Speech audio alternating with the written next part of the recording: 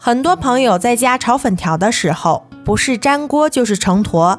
今天教你一个炒粉条的小技巧，出锅爽滑筋道，不粘锅也不成坨。首先我们准备一把红薯粉条，红薯粉条口感好吃还健康。往里面加入多一点的温水，把粉条泡软。接下来碗中打入3颗笨鸡蛋，往里面滴入几滴白醋，这样可以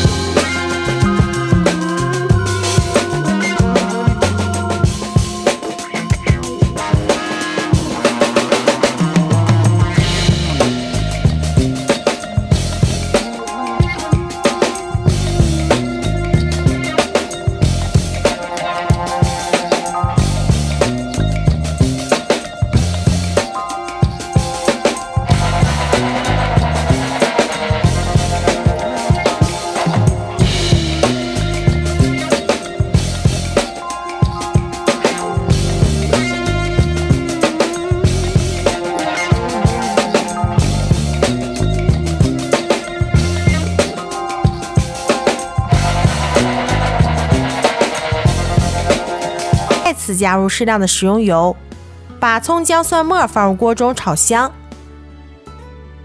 炒香后，往里面加入1勺生抽，1点老抽上色，再加入少许的香醋，1勺十三香，用铲子把调料翻炒均匀，然后加入1大碗的清水。接下来把搅拌好的粉条直接倒入锅中，用筷子搅拌一下，把粉条搅散开。搅匀后，我们开始调味，加入1勺食盐